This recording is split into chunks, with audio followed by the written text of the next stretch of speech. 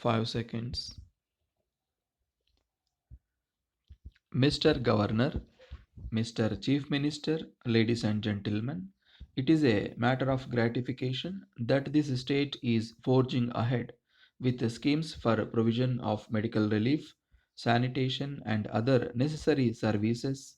In a vast country like India, with a large population, much of it ill nourished and with ill health, it is more or less inevitable and necessary consequence.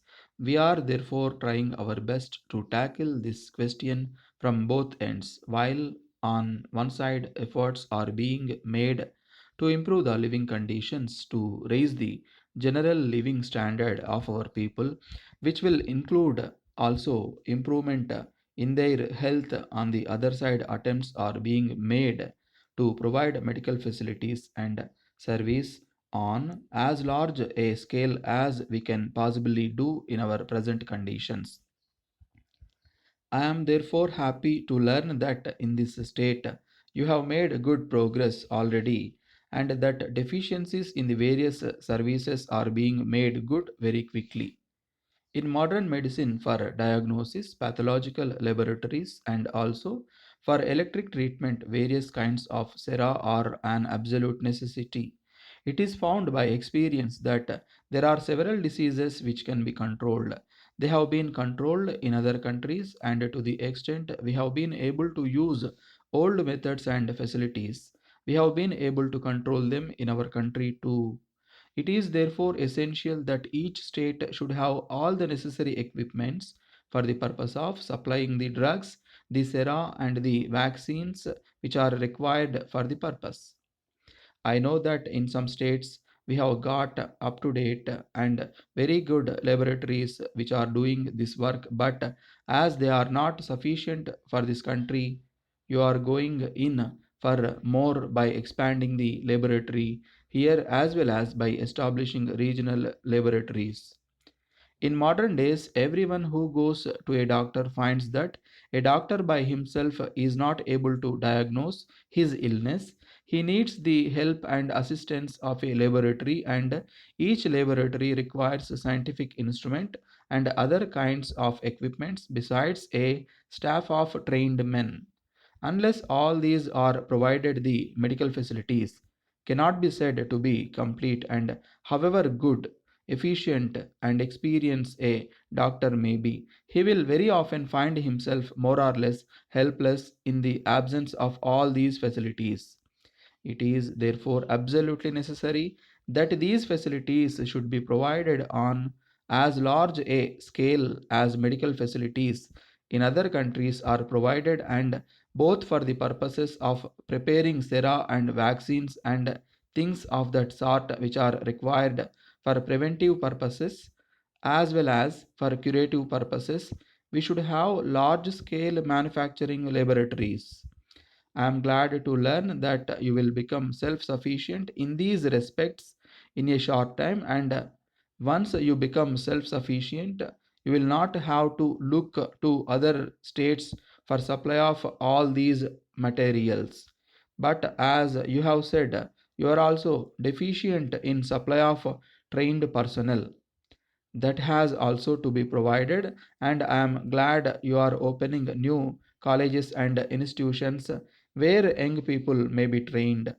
It will, as the chief minister has pointed out, take a little time to get these men in their proper places. The medical studies themselves are somewhat prolonged, taking not less than 5 or 6 years in a college, and mere study in a college is not sufficient to make a very good and efficient doctor. He requires more than that, and that can come only through experience. So it will take a few years before you are able to have good and efficient personnel in your hospitals and dispensaries. But when we are engaged in large scale reconstruction of the country, this kind of delay in inevitable, and all that I can say is that we should be alert and on the lookout for deficiencies to make good, so that before the evil effects of such deficiencies become apparent, we are in a position to meet them. In this country, we have been able to control many bad diseases. I believe plague has been very largely controlled, and I remember the days some more than 50 years ago when plague appeared for the first time in this country and the panic it created. For many years after that, it continued to take a large toll of life in this country. But now we do not hear a plague epidemic. I think that has been brought under control, I believe, largely by some kind of vaccination. Malaria is on a fair way to being controlled. That, of course, is not by injections, but by some other means, by some kind of treatment, widespread prevention, and destruction of mosquitoes which carry the disease. Similarly, I believe cholera also, whenever it breaks out or shows signs of breaking out, can be controlled and very often brought under control in good time before it can take a very heavy toll of lives.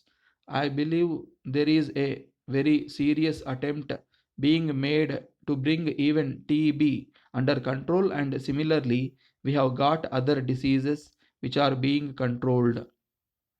Apart from this kind of preventive and curative treatment, our hospitals on a very large scale are catering for the cure of people who fall ill, who are taken seriously ill on account of some disease or other. And in these hospitals, as well as in other places, curative medicine is very largely used, much of which is still imported. Some of it is being prepared in this country, but an attempt is being made in this country now to establish large factories for the purpose of preparing and manufacturing the latest type of drugs which are now in very common use, although they have come into use during the last few years, and crores of rupees which we have now to spend on importing these, and for which we have to depend upon other countries, will be saved. And I hope in not distant future we shall be able to produce all these drugs in our own country. But it is not enough to have factories and laboratories. These factories and laboratories which deal in such things require a constant research for indicating improvement. It will not be correct to say day to day, but I should say hour to hour. And unless we have got a very efficient body of research workers engaged in research of these drugs in all these laboratories, they will very soon prove to be out of date, and many things which we begin to manufacture will have become out of date by the time our first samples are ready. Therefore, in order to be able to keep pace with the progress of all these things in other parts of the world, we require a very efficient body of research workers who will keep our knowledge, practical knowledge, up to date, and whose knowledge will be available not only for improving things which we manufacture in our country, but also for adding to the knowledge of the world, so that we may produce better stuffs